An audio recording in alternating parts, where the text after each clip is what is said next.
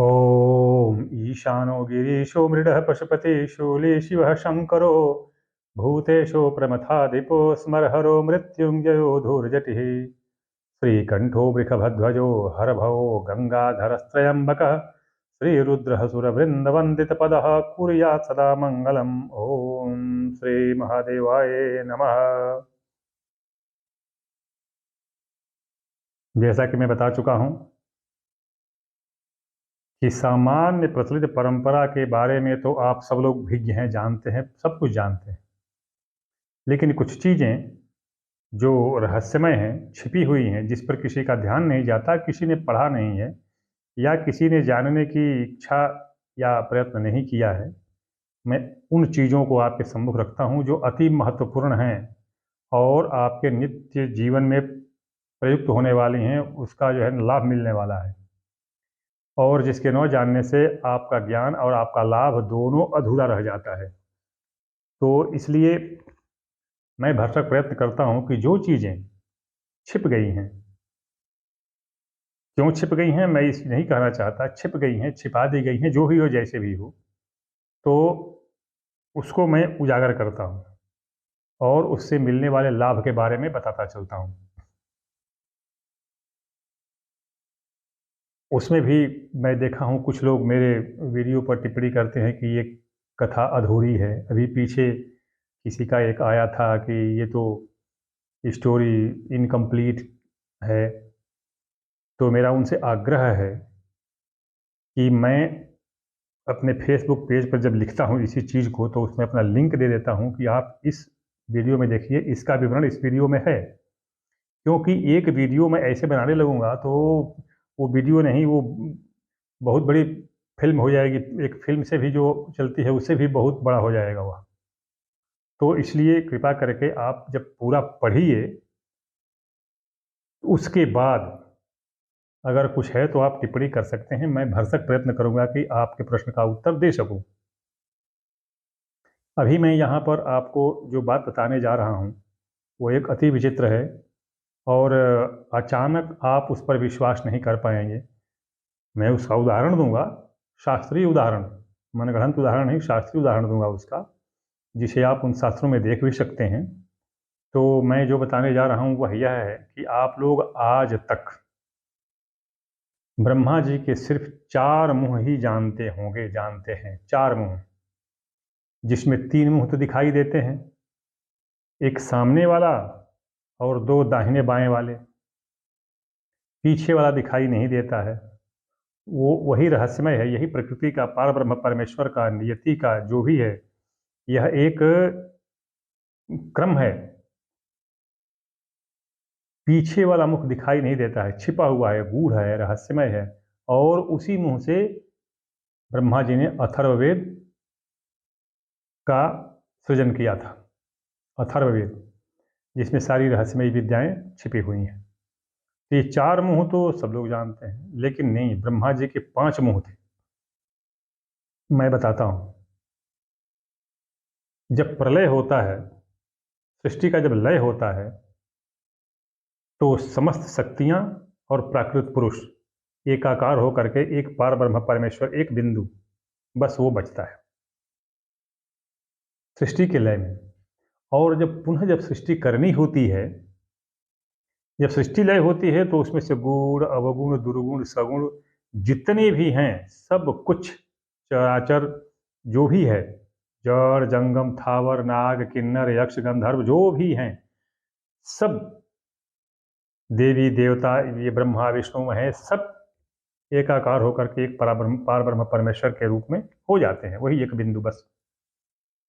पुनः जब सृष्टि करनी होती है, तो पारब्रह्म परमेश्वर अपने आप को विभाजित करते हैं, एक तरफ पुरुष, एक तरफ प्रकृति, मतलब शक्ति को एक तरफ कर देते हैं और पुरुष को एक तरफ कर देते हैं। उसके बाद वो पुरुष तो निर्जीव होते हैं शक्ति के बिना।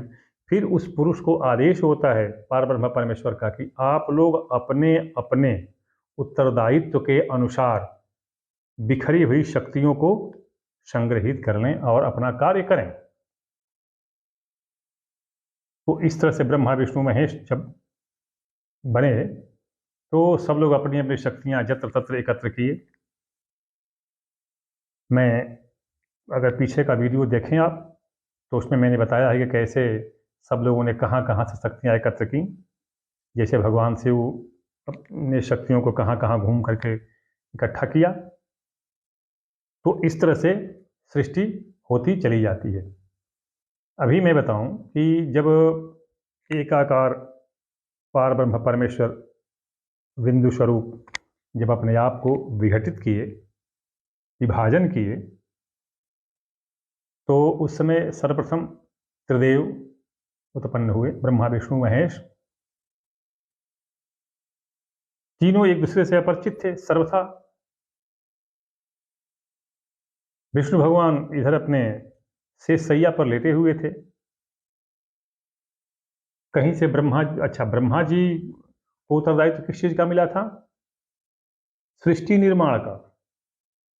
तो सृष्टि निर्माण में उन्होंने पहले 5 शक्तियां एकत्र की। क्या चीज?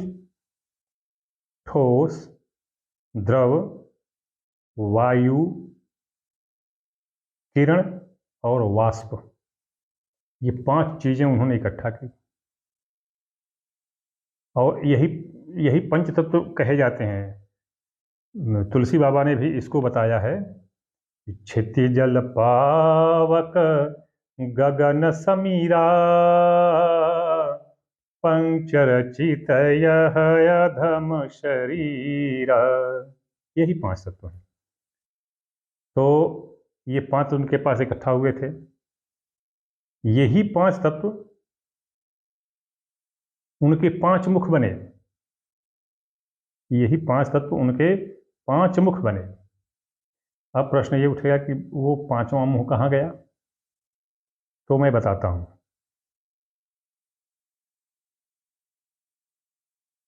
तो जब ब्रह्मा जी इस तरह से बता रहा था कि जब घूमते घामते पहुंचे भगवान विष्णु के पास, तो न तो विष्णु उनको पहचानते थे, न ब्रह्मा जी विष्णु जी को पहचानते थे।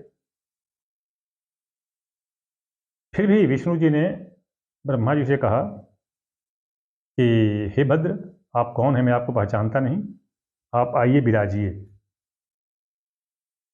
ब्रह्मा जी को बहुत क्रोध आया कि सृष्टि का निर्माण करने वाला मैं, सबसे श्रेष्ठ मैं, और मुझे देख करके और यह खड़ा नहीं हुआ। उन्होंने बोला कि अरे शठ, तुमको पता नहीं है, सृष्टि मेरे से है। जो भी तुम देख रहे हो सब मैंने बनाया है, और फिर भी तुम सत्तापूर्वक बैठे हो, उठ नहीं रहे हो। मैं तुम्हें दंड देता हूं। और ब्रह्मा जी और विष्णु जी में युद्ध छिड़ गया। यह दृश्य पुनः प्रलयंकारी हो सकता था। एक तरफ तो कहाँ अभी नया नया सृष्टि करने का आरंभ हुआ था, ये प्रलय ही हो जाता फिर दोबारा।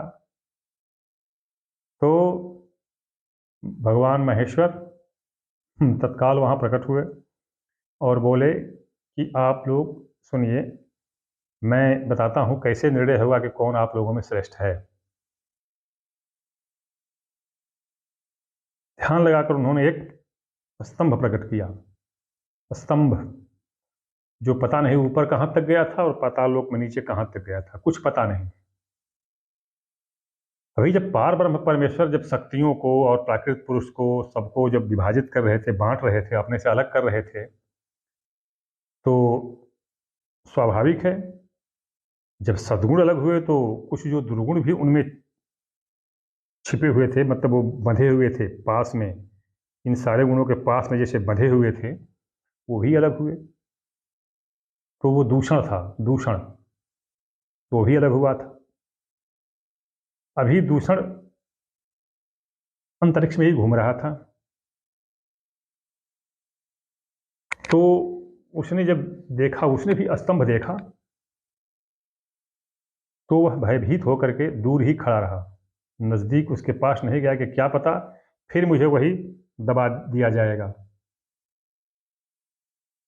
इधर क्या हुआ कि जब ब्रह्मा जी अपने हंस पर सवार होकर के ऊपर की तरफ स्तंभ को देखने के लिए पहुंचे कि कहाँ तक गया है, उधर भगवान विष्णु गरुड़ पर सवार होकर के और पाताल को भेद करते हुए नीचे तक गए देखने के लिए कहाँ है। तो भगवान विष्णु को कुछ पता नहीं चला। वो बहुत दूर तक गए, अतल वितल सुतल तलातल महातल रसातल पताल सब भेद करके सब ढूंढ लिए, लेकिन तो भी उसका पता नहीं चला कि वो कहाँ तक गया है। फिर थक हार करके वह वापस आ करके और पुनः वहीं बैठ गए जहां से वो प्रस्थान किए थे देखने के लिए। इधर ब्रह्मा जी चले जा रहे थे, हंस पर चढ़कर चले जा रहे थे, चलते चलाते वो भी थक गए। उनको भी घबराहट महसूस होने लगी। तब तक उन्होंने देखा कि एक कोई जीव या प्राणी या कुछ दूर खड़ा हो, तो वह उनसे उनको बुलाए। पहले तो डर के मारे आ नहीं रहा था, फिर भी उन्होंने उसको अभय ध्यान दिया, नजदीक आया, बोले कि क्या है। तो मैं ऐसे ऐसे हूँ, मैं घृणित हूँ, मैं आप लोगों के साथ नहीं रह सकता। तो बोले कि देख भाई, एक एक बात सुन, मैं तो अब ऊपर जा नहीं सकता, श्रेष्ठता मुझे अपनी प्रमाणित करनी ही करनी है। तो अभी तू एक काम कर कि तू मेरे साथ चलेगा और जहाँ पर मैं जाऊँगा वहाँ पर बता देना है तुमको कि मैंने देखा है, इसका पार देखा है, वहाँ तक गया था ये जहाँ तक स्तंभ है, और इसके तुम साक्षी बन जाना, गवाह बन जाना। तो बोले कि इस असत्य भाषण से मुझे मिलेगा क्या। बोले कि मैं तपोबल से तुम्हें संसार में पूज्य बनवाऊंगा। प्रसन्न हो गया, दुष्ट प्रसन्न हो गया। उसका नाम केतक था। केतक वास्तव में क्यों पड़ा कि कीर्ति हंतम करोति ज सह केतकी, केतक जो कीर्ति का हनन कर दे, यश का हनन कर दे, अपमानित हो, घृणित हो, कलंक हो, वह केतक है। तो वो केतक को लेकर के और फिर यहाँ पर आ गए। देखे तो विष्णु पहले से बैठे हुए हैं। उन्हें तो पहले बड़ा भय हुआ कि ये तो पहले ही पता लगा के आ गया। लेकिन जब उन्होंने देखा कि भगवान विष्णु निराश होकर के मुंह लटकाए बड़े ही उदास बैठे हुए हैं, तो उनके मन में यह हर्ष हुआ कि निश्चित रूप से इसको कुछ पता नहीं लगा है, इसीलिए है उदास है, और इस अवसर का मुझे लाभ उठाना चाहिए। फिर वो खुशी से झूम उठे कि मैं तो पता लगा लिया स्तंभ का, मैं तो अंत तक गया था। भगवान महेश्वर से बोले कि अब तो मुझे आप श्रेष्ठ बना दीजिए, श्रेष्ठता प्रदान कीजिए। अगर आपको कहीं कोई संदेह है तो ये केतक है, इससे पूछिए, यह मेरे साथ था, इसने देखा। केतक ने भी हामी भर के बोला कि हाँ मैंने देखा है। भगवान शिव ने ध्यान लगाया, उनको हर चीज पता चल गई। बहुत बहुत उनको क्रोध आया, क्रोध से तिलमिला उठे। फिर उनके ललाट से भैरव महादेव प्रकट हुए। भैरव महादेव प्रकट हुए तो उन्होंने पूछा शंभु से, प्रभु मेरे लिए क्या आदेश है। भगवान शिव ने कहा कि ये जो पंचानन है ब्रह्मा जी, इसका वध कर दो, काट दो इसकी गर्दन। तत्काल उसने तलवार उठाया, चला दिया। पहले एक गर्दन कटी, एक गर्दन कटते ही वो तत्काल भगवान शिव के चरणों में गिर पड़े। यह कथा शिव महापुराण के विद्याधर संहिता के प्रथम अध्याय के चौथे से लेकर के 9वें श्लोक के बीच में वर्णित है, कोई देख सकता है। चौथे श्लोक से 9वें श्लोक के बीच में शिव महापुराण के विद्याधर संहिता के प्रथम अध्याय के 4 से लेकर 9 श्लोक के बीच में इसका वर्णन है। जिस महानुभाव को कोई संदेह हो वो इसे देख सकता है। तो ब्रह्मा जी उनके चरणों में गिर पड़े और बोले कि हे प्रभु, यद्यपि मुझसे बहुत बड़ी गलती हुई है और जिस लोभ के कारण, जिस अपनी दुष्ट प्रवृत्ति के कारण मैंने यह किया है, हे प्रभु दंड ठीक है आपने दिया, मेरी गर्दन काटी, लेकिन इसको हमसे दूर कीजिए, पुनः हमसे यह न होने पाए। भगवान से उनकी प्रार्थना से प्रसन्न हुए और उन्होंने कहा कि चलो निराश न हो, यद्यपि तुमने बहुत बड़ा अपराध किया है, मिथ्या भाषण करके बहुत बड़ा अपराध किया है, तो इसका दंड तो तुमको भुगतना होगा। वह दंड यह है कि पृथ्वी पर तुम्हारी पूजा नहीं होगी, कहीं पर तुम्हारी पूजा नहीं होगी। और आप जैसा कि जानते हैं, कहीं ब्रह्मा का मंदिर नहीं है, एक स्थान पर है, पुष्कर में, राजस्थान के पुष्कर में। वो भी वहाँ पर श्राद्ध पिंडदान वगैरह के लिए जाते हैं लोग, पूजा की दृष्टि से नहीं जाते हैं। अब अगर कोई पूजा करता है तो करे, लेकिन पूजा की दृष्टि से नहीं जाते। तो ब्रह्मा जी को तो भगवान शिव ने यह दंड दे दिया। अब बचा वो केतक, तो उसको बोले कि तुमने भी मिथ्या भाषण किया है, तुमने भी मिथ्या भाषण किया है, तुम्हारे साथ भी लोभ रहा है, अतः तुमको मैं शाप देता हूं कि तुम पतित हो जाओ। और वह जब भूमि पर गिरने लगा तो ब्रह्मा जी फिर प्रार्थना करने लगे भगवान शंभु कि हे प्रभु, उसका मिथ्या भाषण मेरे लिए हुआ है, अतः मैं आपसे विनती करता हूं कि आप क्षमा कीजिए इसको और इसका भी उद्धार कीजिए। तो भगवान शिव ने कहा, यह केतक अपराध किए हो तो दंड तो भुगतना ही पड़ेगा। तो दंड यह है कि तुम अब स्वर्गलोक या भूलोक कुछ होगे, कहीं नहीं जा पाओगे। और तुम्हें वरदान ये है कि तुम सुगंधित होगे, हर पूजा पाठ में तुम्हारी आवश्यकता होगी, तुम जहाँ पर जाओगे वहाँ पर शोभा बढ़ जाएगी, और हर देवता तुमको पा करके बड़े प्रसन्न होंगे, किंतु मैं नहीं, मेरे ऊपर कभी नहीं चढ़ पाओगे। ये तुम्हारे लिए दंड है। फिर भी भगवान ने आशीर्वाद और वरदान दोनों दिया। केतक बहुत प्रसन्न हुआ। ब्रह्मा जी जाते जाते उससे बोले कि भाई ठीक है, महादेव ने तुमको वरदान दिया, मैं एक वरदान और देता हूं कि जो तुम्हारा ठोस रूप होगा वह महारत्न कहलाएगा। क्या? केतकी। आज भी केतकी नामक रत्न जो है, जो ग्रह बाधा, हानि, भूत प्रेत पिशाच, बैताल हाकिनी डाकिनी इत्यादि जो भी ये सब बाधा हो, दरिद्रता हो, अलक्ष्मी हो, व्याधि हो, इन सबों का दूर करने के लिए बहुत बड़ा रत्न है। यद्यपि यह जौहरी के पास उपलब्ध नहीं होता है। कारण क्या है? क्योंकि एक तो यह मतलब उतना सुंदर दिखाई देने वाला नहीं होता है, क्योंकि आजकल के जितने भी ये कल्चर्ड जेम्स पहनते हैं, ये पन्ना, पुखराज, नीलम वगैरह, तो ये कल्चर्ड किया और तराशा गया होता है, तराश से उसको सुंदर बनाते हैं, सुंदर बनाते हैं तो उसको पहनते हैं। और लोग, बहुत से लोग आज हैं जो उसको ग्रह प्रभाव से पहने ना पहने, लेकिन वो स्टेटस सिंबल बन जाता है। अरे ये तो हीरा पहना हुआ है, ये तो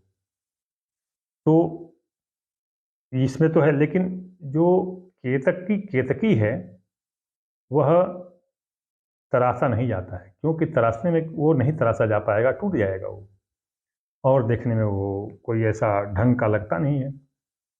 पहली बात। दूसरी बात कि विशेष रूप से जहाँ पर त्रिशंकु योग होता है ग्रहों का, उसके लिए धारण करते हैं, तो बहुत कम होता है, बहुत कम लोगों में होता है। त्रिशंकु का योग बहुत कम लोगों में होता है। त्रिशंकु तात्पर्य ये कि शनि, राहु, मंगल, मतलब त्रिभुज बने, तो शनि, राहु, मंगल का त्रिशंकु बने, तो ऐसी स्थिति में व्यक्ति को कोई हीरा, चांदी, मोती कुछ काम नहीं करता है। एकमात्र केतकी पत्थर, केतकी रत्न ही काम करेगा। तो ब्रह्मा जी ने आशीर्वाद दिया उसको कि तुम्हारा पत्थर भी ऐसे ऐसे इस कष्ट से, इस हानि से छुटकारा दिलाएगा। तो केतकी अपना प्रसन्न होकर के धरती पर आ गया। आज भी देखिए केतकी के फूल सजाने में, और दक्षिण भारत में तो केतकी के फूल जो है औरतें अपने सिर मिलाकर अपने आप को बहुत सुंदर बना लेती हैं। तो ये केतकी का पुष्प हुआ और ये केतकी पत्थर हुआ। अभी ब्रह्मा जी का 5वां सिर कट गया और वो 4 सिर ही बचे। यही 4 सिर ब्रह्मा जी के अभी आज भी हैं। मैं इसके आगे थोड़ा बता दूं मैं आपको, यद्यपि मैं इसका पूरा विवरण और उल्लेख जहाँ से लिया गया है, मैं इसका सारा विवरण मैं अपने फेसबुक के पेज पर डाल दिया हूँ, उसे आप देख सकते हैं। सबसे बड़ी बात यह कि माता पार्वती ने कहा था कि यह विवरण, यह वर्णन, यह कथा जो सुनेगा वो पाप से दूर होगा। उसको पाप और जो मस्तिष्क में जो भय भ्रम भर जाते हैं, वह इस कथा को सुनने से दूर हो जाते हैं। तो यह मैंने आपको बताया कि ब्रह्मा के 5 सिर थे, बाद में 4 सिर हो गए। तो ब्रह्मा जी की कथा तो यहाँ पर पूरी हो जाती है। केतकी का भी मैंने बता दिया कि केतकी का कैसे है। मैं फिर बता दूं कि ये शिव महापुराण में विद्याधर संहिता में प्रथम अध्याय में 4 से 9 श्लोक के बारे में इसका वर्णन है। कोई भी पढ़ सकता है, इसको कोई भी पढ़ सकता है। अभी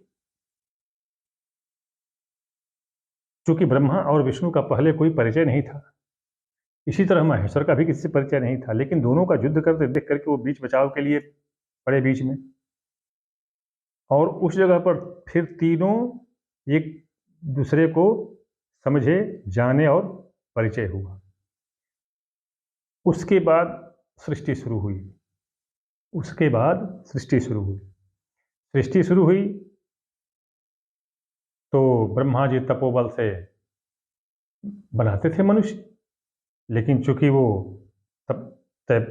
तपस्या बल से बनाते थे, शुद्ध बुद्धि से शुद्ध मन से बनाते थे, इसलिए जो जन्म लेते थे वो सब ऋषि बन जाते थे, क्योंकि उनको पता था कि ये संसार असार है, और वो तपस्या करने चले जाते थे। तो जितने भी नारद मरीचि अंगिरा अगस्त्य जितने भी हुए, सब के सब तपस्या करने चले गए। उसके बाद भी जो पुत्र पैदा होते थे, नारद जी उसको भड़का करके और बोलते थे कि संसार में कुछ है नहीं, तपस्या करो। ब्रह्मा जी को बड़ा क्रोध आया। वो बोले करे नारद, तुम मेरे काम में विघ्न पहुंचाते हो, मुझे पार ब्रह्म परमेश्वर के आदेश से सृष्टि करने का, और तुम सबको भड़का करके भेज देते हो जंगल में, फिर मेरी सृष्टि कैसे होगी? मैं तुम्हें आज श्राप देता हूँ कि तुम्हारी सृष्टि नहीं होगी, मतलब तुम्हारी संतान नहीं होगी, और तुम इतस्ततः जैसे मैं मरा रहा हूँ, घूम रहा हूँ इधर उधर, वैसे तुम भी घूमते रह जाओगे। लेकिन उसके बाद सृष्टि करने का जो आदेश था, तो ब्रह्मा जी ने बाद में देखा कि इससे सृष्टि नहीं होगी, मैथुनी सृष्टि से ही होगी। फिर अपने आप को उन्होंने 2 भागों में बांट लिया स्वयं को, एक से मनु हुए और एक से शतरूपा हुई। फिर मनु और शतरूपा के द्वारा मैथुनी सृष्टि उत्पन्न हुई, और वही सृष्टि हम आज हैं। तो इस तरह से सृष्टि का क्रम बना, और ब्रह्मा जी के 5 सिर की कथा मैं आपको बताई, केतकी फूल की बताई, केतकी रत्न की बताई। मुझे उम्मीद है भगवान शिव शंकर की दया और माता सती के कृपा प्रसाद से आप सब लोग सुखी रहेंगे और इसका लाभ उठाएंगे। ओम नमः शिवाय।